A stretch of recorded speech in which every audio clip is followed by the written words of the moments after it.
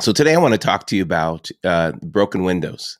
And broken windows is an interesting subject. It's a study that's based upon a psychologist or psychologists and police officers experiencing and noticing vandalism in a certain region of New York. And they wanted to see if they could dial back the vandalism. And what they did is they've studied and found that the windows in an apartment or windows in a building, if one was broken, that shortly after someone would come by and break another window and break another window, break another window. So this is kind of the broken window theory. And what they came up with is that in a broken window theory is that if someone is noticing, or criminals or people who have a tendency to lean towards crime, or they're open to it, they will move into a region and they will activate more crime. It will create more crime in the region, and the windows will continue to break. So, but if the window pane was repaired, or if the window pane was, if it was quickly repaired, then it would prevent this additional crime.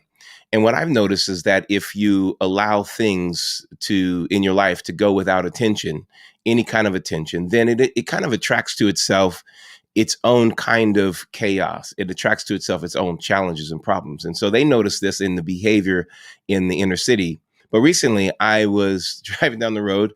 I was on a road trip. I was headed down south. We live in Seattle. We were headed to Portland.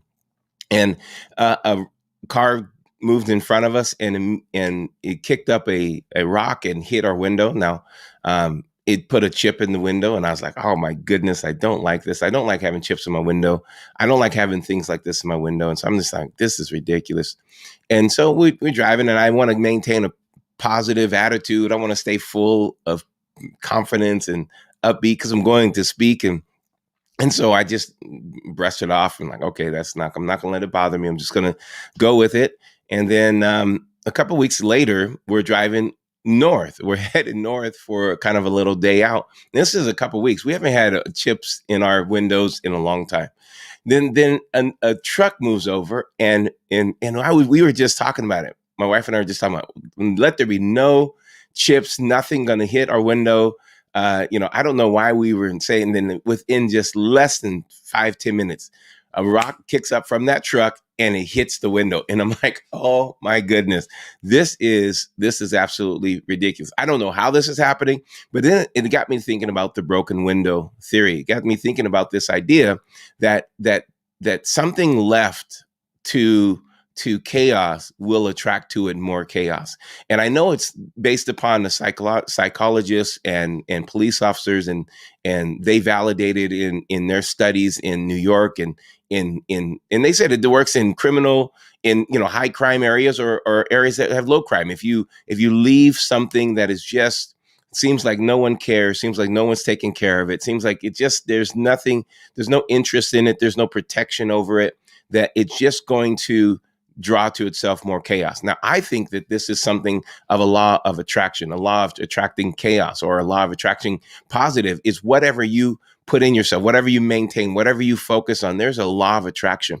And I'm not going to talk about the depth of law of attraction today, but I do want to talk to you about this broken window theory, and I'm calling it broken window syndrome, because I think that there's a person who can kind of get in your mindset that everything breaks in my life, everything goes bad in my life, why fix it? Everything is awful in my life, why fix it? And I don't want you to have that. I want you to know that you can fix it if you jump on it right away. Don't procrastinate. Don't put it off. Get on it right away.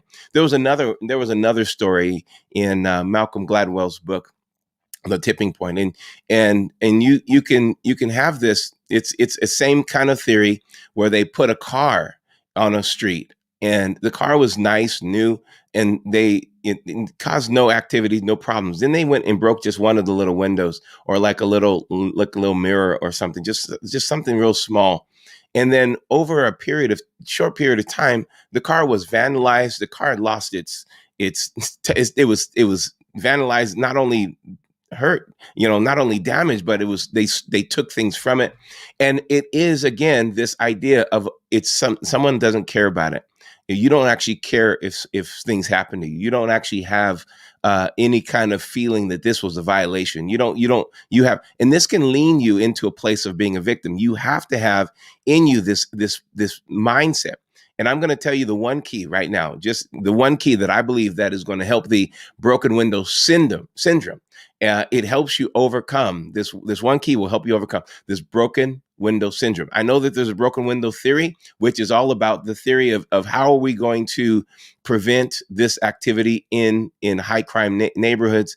And it's about preventative action. And I think that's wonderful. And I think that's what we need to do in our own life, just have a preventative action. But I think some of the things that we attract to our lives that are maybe chaotic is because we don't actually fix things right away. I believe that second rock, I don't believe in coincidence. So that's one of my things. One strong standard for me. I don't believe in coincidence. If something is happening repetitively, it's because I need to pay attention to it. And so I don't actually allow anything just to keep happening without me giving my attention to it. When I give my attention to it, then I can give my action to it. And so you want to make sure that you are having in your life a strategy against procrastination. A strategy against procrastination. If you are a procrastinator, if you're someone who puts things off, especially if you're someone who puts things off that are damaging, things off that are dysfunctional, and if you put off fixing them, if you put off like working on them, if you put off giving attention to it, then what it's going to do, it's going to backfire on you, and you're not going to be able to bounce back if you continue to let this happen, because you're going to become a victim. You become someone that's victimized by it, and you don't want to be victimized by it. You want to be someone who is victorious in it. You want to be someone who is dynamic in it, someone who's powerful. And that's going to be about your powerful response. So have a powerful response. And the key to a powerful response is, first of all, don't be a procrastinator. Procrastinator puts off something that you can do today.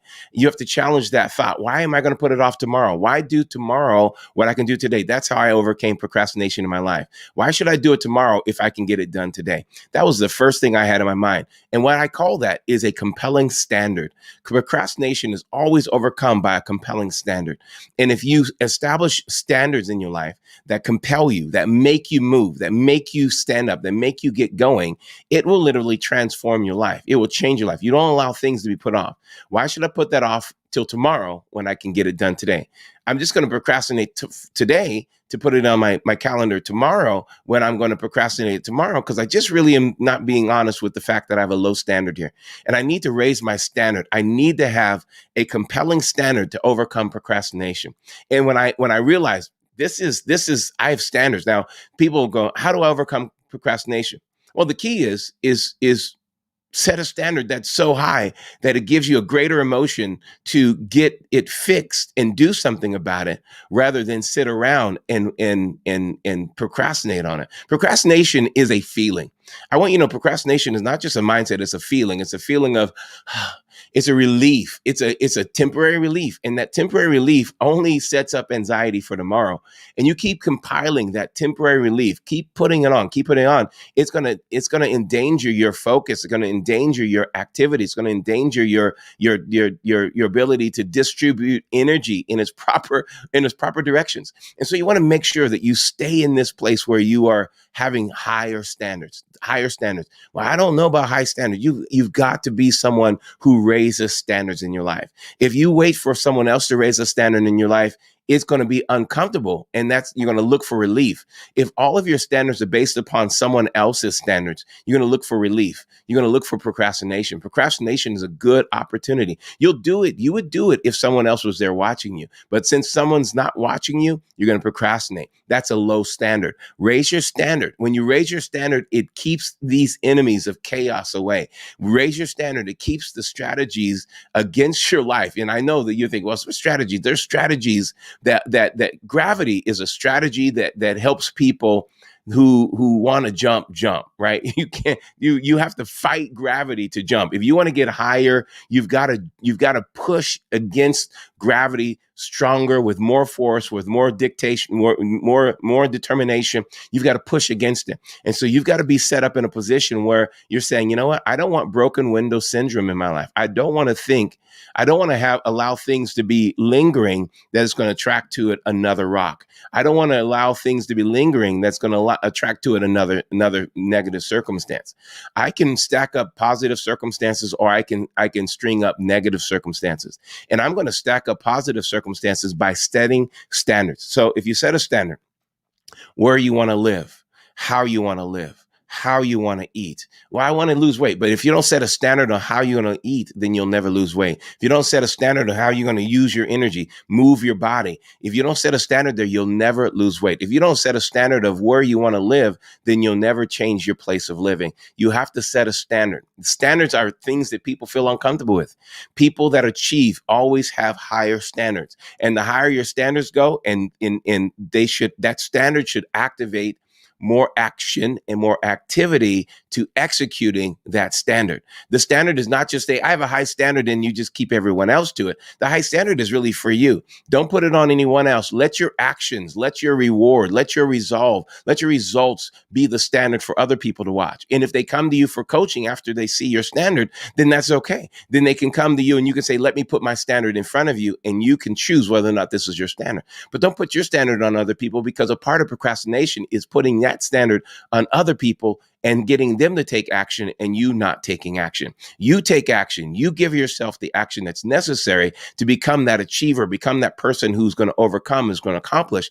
And when you do that, you'll be that person who is able to say to someone else, yes, I can help you. I can help you achieve. I can help you overcome. This is for anyone that is thinking about what you're achieving, what you're accomplishing. There's going to be people that are attracted to you that you may want to coach them. And that's going to be the key. In this season, we don't want to just teach what we heard. We want to teach what we know, what we've accomplished, what we've achieved, what we've overcome. And when we teach that, when we train that, when we help other people, we mentor them, then you become someone who's making a solid impact. And you're taking that chaos syndrome, that syndrome of broken window syndrome, and you're breaking that, because the standard that happens across the board is when someone fixes their window, then someone else looks and says, I'm going to fix my window too. And when someone else over there fixes the window, someone else fixed their window. Now, the way I fixed my window, I had no idea how to get my window fixed. I had no idea who to call. I'd never done that before. The last window we had that was cracked, I just went and replaced the whole windshield, and I didn't have time for it. We didn't have time for it. And so I thought, well, I want to get this done. My next door neighbor had something happen to his window, and there was a truck that came up, and it was called Clear Choice. And this truck came up, and I thought, what is he doing? He's doing something to the window. If he's doing windows, I'm going to go and look. And I went in and I Googled, I was looking, I was busy with something else. So I didn't have a chance to go and talk to the person. But I found out who it was. And then I called them over, and they came over and they fixed it within 20 minutes, just like this. And I said, I can't tell that there was anything that ever happened to it. He goes, that's good news. Thank you. And so I gave him a big tip. I gave him, his name is Brandon. I gave him a big tip because I wanted him to know that you helped me out, buddy. Not only did you help me out by fixing my window, but you helped me up by setting my standard again. I lowered my standard, and it attracted to that window something else. And it attracted to it another chaos, another challenge, another problem, another situation. I don't know how all the whole law works, but the fact is I noticed whenever I refuse to procrastinate on something and set a standard there, and set a standard that compels me to move, compels me to action, not a standard that just says, okay, I have a standard there and this is what I normally would do. And oh my goodness, I just don't know. I'm just going to I know it's supposed to fix it. I know it's supposed to be better. That's not the standard. The standard goes, oh, I hate this. I got to fix this now. I just can hardly even sleep. Every time I got in the car, I was driving the car and my eyes would go right through that one little chip. And then the next time I got in, after that second chip, my eyes went like a split like this when I'm driving down the road. And I want, that standard was messing me up because I knew I was procrastinating. I knew I was holding back. And some of it was ignorance. I needed to know. But fortunately, my next door neighbor was the one that was able to show me the standard because I saw him living it. And when I saw him living it, I decided to raise my standard to his lifestyle. And so that's what we did. And that's what we do. And that's what we're going to do. And that's what you're going to do. You're going to help so many people. You're going to help so many people by setting your standard. Fix your window. Fix your window. Whatever it is that's broken, fix it. You can do it. You can find it. You can find some kind of avenue. You'll see it. It will open your eyes. I mean, I can go into so many other teachings on the RAS. The moment you set it as a high standard, it becomes a goal. Your brain starts to look for solutions and you start to recognize what's around you. If I didn't have a broken window, I probably would have never recognized the van, right? So my RAS factor, because my standard was eating at me and it was messing with me and was compelling me to do something, then I noticed that there was something right across the way. And I probably noticed this several times because he said he was there several times. He had to fix it twice. He had to do two different things. I only saw it once. It was probably because of my compelling standard. And procrastination will be overcome when you set a standard so so wonderful. It doesn't have to be high. It just has to be better. It doesn't high standards. I like high standards because I do want to climb higher. But sometimes you can create a standard so high that it's too high for you to climb. You want to set a better standard. And as you're setting a better standard, you'll get to that one, then set a better standard and set a better standard. So when you do that, you'll live in a wonderful life, an exciting life, a life full of energy, and a life full of feeling like I've accomplished something because you're getting things done instead of putting things off. This is today your Barrier Buster coaching moment. I want to encourage you. You can set a standard that is compelling you, that's going to move you to action, and you're going to love taking action because when you take action, you get the results you want. And when you have that, you have the lifestyle you want, you have the life that you want to live.